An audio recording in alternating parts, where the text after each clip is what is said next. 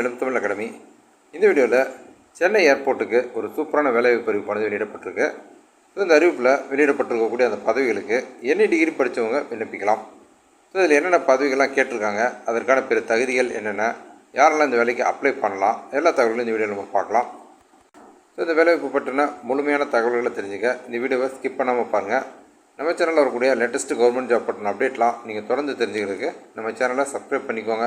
இந்த வீடியோவை உங்கள் ஃப்ரெண்ட்ஸ் நிறைய பேருக்கு ஷேர் பண்ணுங்கள், அவர்களுக்கும் இது பயனுள்ளதாக இருக்கும். ஸோ இப்போ இந்த வேலைக்கான அஃபிஷியல் நோட்டிஃபிகேஷனில் கொடுக்கப்பட்டிருக்கக்கூடிய முழுமையான தகவல்களை நாம் இப்போ பார்த்துடலாம். இந்த வேலைக்கான அஃபிஷியல் நோட்டிஃபிகேஷன் ஏஐ ஏர் டிரான்ஸ்போர்ட் சர்வீசஸ் லிமிடெட். ஸோ இவங்க தான் அந்த நோட்டிஃபிகேஷன் வெளியிட்டிருக்காங்க. ஸோ இதில் என்னென்ன பதவின்றதை பார்க்கலாம். ஃபஸ்ட்டு பார்த்திங்க அப்படின்னா இது வந்து ரீஜனல் வைஸ், அதாவது எந்தெந்த பகுதியில் இருக்கக்கூடிய ஏர்போர்ட்டுக்கு என்னென்ன பதவி அப்படின்றத தெளிவாக கொடுத்துருக்காங்க. ஃபஸ்ட்டு பதவி வந்து சீஃப் செக்யூரிட்டி ஆஃபீஸர். ஸோ இது வந்து நியூ டெல்லி அங்கே இருக்கக்கூடிய பதவி. ஸோ நம்பர் ஆஃப் வேகன்சி 1 கொடுத்துருக்காங்க. அடுத்த பதவி Amritsar assistant regional security coordinator. So இதுக்கும் நம்பர் ஆஃப் வேகன்சி 1 கொடுத்துருக்காங்க. ஸோ இந்த 2 பதவிகளுக்கும் பார்த்திங்க அப்படின்னா நியூ டெல்லியில் இருக்கக்கூடிய new Delhi and Amritsar AI airport services limited, 2nd floor GST building, air India complex, terminal 2, IGI airport, new Delhi. So இந்த முகவரியில் வந்து அவங்க இன்டர்வியூ நடைபெறும் அப்படின்னு சொல்லியிருக்காங்க. இன்டர்வியூ நடைபெறுவதற்கான தேதி வந்து 29/1/2024 மற்றும் 31/1/2024. ஸோ இதான் வந்து இந்த 2 பதவிகளுக்கான இன்டர்வியூ நடைபெறக்கூடிய தேதி மற்றும் இடம். ஸோ நீங்கள் இந்த குறிப்பிட்ட பதவிகளுக்கு விண்ணப்பிக்கிறீங்க அப்படின்னா அந்த குறிப்பிட்ட அந்த இடத்துல அந்த குறிப்பிட்ட தேதியில் போய் நீங்கள் இன்டர்வியூ அட்டன் பண்ணுற மாதிரி இருக்கும். ஸோ அடுத்த பதவி வந்து சென்னைக்கு assistant regional security coordinator, number of vacancy 1. அதுக்கு அடுத்த பதவி வந்து Chennai RA chief security officer, number of vacancy 1. அதுக்கு அடுத்த பதவி சென்னைக்கு தான் இன்டர்நேஷ்னல் கார்கோ வேர்ஹவுஸ். இதில் வந்து officer security 20, junior officer security 10. So okay, இந்த 3 பதவிகளும் பார்த்தோம் அப்படின்னா சென்னைக்கு கொடுத்துருக்காங்க. ஸோ ஓகே, இந்த சென்னையில் இருக்கக்கூடிய அந்த பதவிகளுக்கு வந்து டேட் வந்து 29/1/2024, 30/1, 31/1. ஸோ இந்த 3 தேதிகளில் வந்து உங்களுக்கான அந்த இன்டர்வியூவானது நடைபெறும். ஸோ அந்த இன்டர்வியூ நடைபெறக்கூடிய இடம் Chennai AI airport services limited, AI unity complex, Pallavaram cantonment, Chennai. So இந்த முகவரியில் தான் உங்களுக்கு அந்த தேர்வானது நடைபெறும். ஸோ இதேமாதிரி மும்பையில் கொடுத்துருக்காங்க. மும்பையில் வந்து ஆர்ஏ சீஃப் செக்யூரிட்டி ஆஃபீஸர் 1, மும்பையில் வந்து officer security 34, cargo warehouse junior officer security 36. So இதுக்கு வந்து மும்பையில் அந்த இன்டர்வியூ டேட்டு மற்றும் டைம் வந்து கொடுத்துருக்காங்க. ஸோ அந்த தேதியில் அந்த மும்பையில் நடைபெறும். ஃபஸ்ட்டு பதவி deputy chief security officer. So இதுக்கு வந்து should have completed full time graduation. So degree படிச்சிருந்தாலே இந்த வேலைக்கு விண்ணப்பிக்கலாம் அப்படின்னு சொல்லியிருக்காங்க. ஃபுல் டைமாக பண்ணியிருக்கணும். ஸோ யாருக்கு ப்ரிஃபரன்ஸ் கொடுக்கப்படும் அப்படின்னா preference will be given to those who have undergone BCAS certified AVSEC managers and supervisor course. So அந்த குறிப்பிட்ட அந்த பாடத்திட்டத்தில் வந்து மேனேஜர்ஸ் அண்ட் சூப்பர்வைசர் கோர்ஸ் பண்ணவங்களுக்கு முன்னுரிமை கொடுக்கப்படும் அப்படின்னு சொல்லியிருக்காங்க. ஸோ அதுபோக 5 வருட அனுபவம் கேட்டிருக்காங்க. அந்த குறிப்பிட்ட துறையில் வந்து 5 வருட அனுபவம் இருக்கணும் அப்படின்னு சொல்லியிருக்காங்க. இந்த வேலைக்கான மாத சம்பளம் 60,000. ஸோ இதுக்கான வயது வரம்பு 50 வயது வரைக்கும் விண்ணப்பிக்கலாம். ஓகே, ஓபிசி கேண்டிடேட்ஸ் இருந்தீங்க அப்படின்னா 3 வருடம் வயது வரம்பு தளர்வு இருக்குது. எஸ்சி இருந்தீங்க அப்படின்னா 5 வருட வயது வரம்பு தளர்வு இருக்குது. அடுத்த பதவி RA chief security officer. So இந்த பதவிக்கு நீங்கள் கிராஜுவேஷன் அதாவது டிகிரி பண்ணியிருக்கணும், ரெகுலரில் பண்ணியிருக்கணும் அப்படின்னு சொல்லியிருக்காங்க. அதுபோக வேலிட் பேசிக் ஏவிஎஸ்சி சர்டிஃபிகேட் இருக்கணும், வேலிட் ரெஃப்ரெஷர் கோர்ஸ் பண்ணியிருக்கணும், செக்யூரிட்டி கோர்ஸ் ஆஃப் பிசிஏஎஸ். ஸோ இதெல்லாம் வந்து தகுதியாக சொல்லியிருக்காங்க. Preference will be given to for those who holding valid cargo supervisor certification, valid aviation cargo security certification, valid DGR certification. So இந்த குறிப்பிட்ட certificate இருக்கிறவங்களுக்கு முன்னுரிமை கொடுக்கப்படும் அப்படின்னு சொல்லியிருக்காங்க. இவங்களுக்கு 7 வருட அனுபவம் கேட்டிருக்காங்க. ஸோ இந்த வேலைக்கு மாத சம்பளம் 50,000. இவங்களுக்கான மேக்ஸிமம் வயது வந்து 50. ஓபிசியாக இருந்தீங்க அப்படின்னா 3 வருட வயது வரம்பு தளர்வு, எஸ்சி 5 வருட வயது வரம்பு தளர்வு. அடுத்த பதவி assistant regional security coordinator. So இதுக்கு வந்து டிகிரி படிச்சிருக்கணும், அதாவது ரெகுலரில். ஸோ அதுபோக ஏவிஎஸ்சி சர்டிஃபிகேட் இருக்கணும், valid refresher certificate, security course conducted by BCAS. So இதெல்லாம் இதுக்கான தகுதியாக கொடுக்கப்பட்டிருக்கு.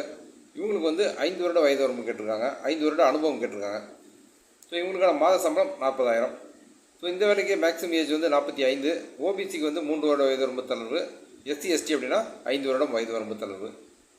அடுத்த பதவி செக்யூரிட்டி ஆஃபீஸர் செக்யூரிட்டி. ஸோ இது வந்து candidate should have completed graduation. So இந்த பதவிக்கும் நீங்கள் டிகிரி படிச்சிருக்கணும், ரெகுலரில் பண்ணியிருக்கணும். அதை ஸோ ஏவிஎஸ்சி 13 days கோர்ஸ் பண்ணியிருக்கணும், வேலிட் ரெஃப்ரெஷர் சர்டிஃபிகேட் இருக்கணும்னு சொல்லியிருக்காங்க. ஸோ ஓகே, அதே மாதிரி உங்களுக்கு undergone AVSEC supervisor course, cargo supervisor course, valid aviation cargo security certification and valid DGR certification. So இதெல்லாம் இருக்கிறவங்களுக்கு முன்னுரிமை கொடுக்கப்படும் அப்படின்னு சொல்லியிருக்காங்க. ஸோ இந்த வேலைக்கு மாத சம்பளம் 45,000, அதிகபட்ச வயது 50. ஸோ நீங்கள் ஓபிசி அப்படின்னா 3 வருடம் வயது வரம்பு தளவு, எஸ்சி எஸ்டி அப்படின்னா 5 வருடம் வயது வரம்பு தளவு. ஸோ அடுத்த பதவி ஜூனியர் ஆஃபீஸர் செக்யூரிட்டி. ஸோ இதுக்கும் நீங்கள் டிகிரி பண்ணியிருக்கலாம், டிகிரி பண்ணவங்க விண்ணப்பிக்கலாம். மினிமம் வந்து ரெகுலரில் பண்ணியிருக்கணும். அதேமாதிரி வந்து basic AVSECC certificate, valid refresher certificate, she must have good oral and written communication skill. So இதெல்லாம் வந்து அடிப்படை தகுதியாக கொடுத்துருக்காங்க. ஓகே, ஸோ இந்த வேலைக்கு மாத சம்பளம் 28,200. இவங்க வந்து கேண்டிடேட்ஸ் மேக்ஸிமம் வயது வந்து 45. ஓபிசி கேண்டிடேட்டாக இருந்தீங்க அப்படின்னா 3 வருடம் வயது வரம்பு தளவு, எஸ்சி எஸ்டி 5 வருடம் வயது வரம்பு தளவு. ஸோ இந்த வேலைக்கான செலெக்ஷன் ப்ரொசீஜர் பார்க்கலாம். Applicants who fulfil the eligibility criteria of the set post will have to appear for interview. So நீங்கள் உங்களுக்கு அந்த தகுதி இருக்குது அப்படின்னா நீங்கள் இன்டர்வியூவில் கலந்துக்கலாம் அப்படின்னு சொல்லியிருக்காங்க. ஸோ அதே நேரத்தில் வந்து உங்களுக்கான இங்கிலீஷ், அதான் ஆங்கில புலம் English proficiency test and okay group discussion இது மாதிரி தேவைப்பட்டால் நடத்தப்படும் அப்படின்னு சொல்லியிருக்காங்க. Selection procedure will be conducted on the same day or the subsequent days. So நீங்கள் அந்த இன்டர்வியூக்கு போகிற அன்றைக்கே வந்து உங்களுக்கான அந்த தேர்வானது முழுமையாக நடைபெறலாம், அல்லது அடுத்தடுத்த தினங்களில் நடைபெறலாம் அப்படின்னு சொல்லியிருக்காங்க.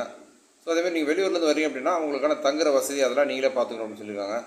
ஸோ நீங்கள் வந்து இந்த வேலைக்கு விண்ணப்பிக்கிறதுக்கு 1 ஜனவரி 2024 அந்த தேதி பிரகாரம் உங்களுக்கு எல்லா தகுதியும் இருக்கணும் அப்படின்னு சொல்லியிருக்காங்க. ஸோ அது இருந்தால் தான் நீங்கள் நேரடியாக போய்ட்டு அந்த வாக்கின் இன்டர்வியூவில் கலந்துக்கலாம்னு சொல்லியிருக்காங்க. ஸோ இதுக்கு நம்ம அப்ளை பண்ணுறதுக்கு applicants meeting the eligibility criteria mentioned in this advertisement as on 1 January 2024 are required to walk in person to the venue on the date and time as specified above along with the application form duly filled. So நீங்கள் இந்த உங்களுக்கான அந்த தகுதி இருக்குது அப்படின்ற பட்சத்தில் நீங்கள் வந்து அந்த குறிப்பிட்ட அந்த தேதியில் போய்ட்டு நேரடியாக வாக்கின் இன்டர்வியூவில் கலந்துக்கலாம்னு சொல்லியிருக்காங்க. அப்ளிகேஷன் வந்து முழுமையாக ஃபில்அப் பண்ணப்பட்டு தேவையான அந்த ஆவணங்கள் எல்லாம் இணைத்து நீங்கள் போய் கலந்துக்கலாம்னு சொல்லியிருக்காங்க.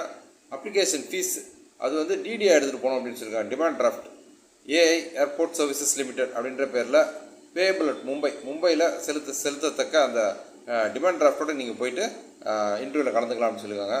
No fees is to be paid by exserviceman candidates belonging to SC ST. So நீங்கள் எக்ஸர்விஸ்மேன் அல்லது எஸ்சி எஸ்டி கேட்டகரியில் வந்தீங்க அப்படின்னா நீங்கள் வந்து ஃபீஸ் பே பண்ண வேண்டிய தேவையில்லை அப்படின்னு சொல்லியிருக்காங்க. Shortlisted candidates are required to submit the following documents along with the application form while appearing for the recruitment exercise. So நீங்கள் வந்து அந்த வேலைக்கான அந்த ஷார்ட்லிஸ்ட் பண்ணப்பட்டீங்க அப்படின்னா என்னென்ன சர்டிஃபிகேட்ஸ்லாம் நீங்கள் வந்து கொடுக்கணும் அப்படின்ற அந்த லிஸ்ட்டு கொடுத்துருக்காங்க.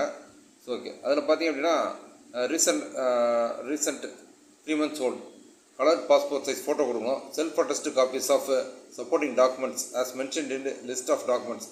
ஸோ என்னென்ன டாக்குமெண்ட்ஸ்லாம் நீங்கள் வந்து அட்டாச் பண்ணணும் அப்படின்ற அந்த லிஸ்ட் ஆஃப் டாக்குமெண்ட்ஸ் கொடுத்துருக்காங்க. ஸோ அதில் இருக்கக்கூடிய எல்லா சர்டிஃபிகேட்ஸையும் நீங்கள் வந்து செல்ஃப் அட்டஸ்டு காப்பீஸ் வந்து நீங்கள் சப்மிட் பண்ணுற மாதிரி இருக்கும். Original certificate should not be submitted along with application. So நீங்கள் அப்ளிகேஷனில் ஒரிஜினல் எதையும் அட்டாச் பண்ணக்கூடாது அப்படின்னு சொல்லியிருக்காங்க. ஸோ அதேமாதிரி நீங்கள் ஓபிசி கேட்டகரியில் வந்தீங்க அப்படின்னா நீங்கள் வந்து ஓபிசி சர்டிஃபிகேட் நீங்கள் வந்து சப்மிட் பண்ணுற மாதிரி இருக்கும். அதே மாதிரி ஓபிசி என்சிஎஃப் கிரிமி லேயர் அந்த சர்டிஃபிகேட் வந்து நீங்கள் சப்மிட் பண்ணுற மாதிரி இருக்கும்னு சொல்லியிருக்காங்க. ஸோ ஏஐ ஏர்போர்ட் சர்வீசஸில் ஆல்ரெடி பணியில் இருக்கவங்களும் இந்த வேலைக்கு விண்ணப்பிக்கலாம் அப்படின்னு சொல்லியிருக்காங்க தகுதி இருக்கிற பட்சத்தில். அதேமாதிரி நீங்கள் வந்து ஆல்ரெடி அரசு பணியில் அல்லது பப்ளிக் செக்டரில் பணியில் இருக்கிறீங்க அப்படின்னா நீங்கள் இந்த வேலைக்கு விண்ணப்பிக்கிறதுக்கு நோ அப்ஜெக்ஷன் சர்டிஃபிகேட் வந்து நீங்கள் ப்ரொடியூஸ் பண்ணணும் அப்படின்னு சொல்லியிருக்காங்க. ஸோ இந்த வேலைவாய்ப்பு அறிவிப்பானது அதிகாரப்பூர்வ இணையதளத்தில் வெளியிடப்பட்டிருக்கு அப்படின்னு சொல்லியிருக்காங்க. அதுக்கான அந்த இணையதள லிங்க் கொடுத்துருக்காங்க. ஸோ அந்த லிங்க் வந்து நான் உங்களுக்கு டிஸ்கிரிப்ஷனில் கொடுத்துட்றேன். ஸோ நீங்கள் விண்ணப்பிக்க விரும்புகிறவங்க அதை முழுமையாக பார்த்து நீங்கள் அப்ளை பண்ணலாம்.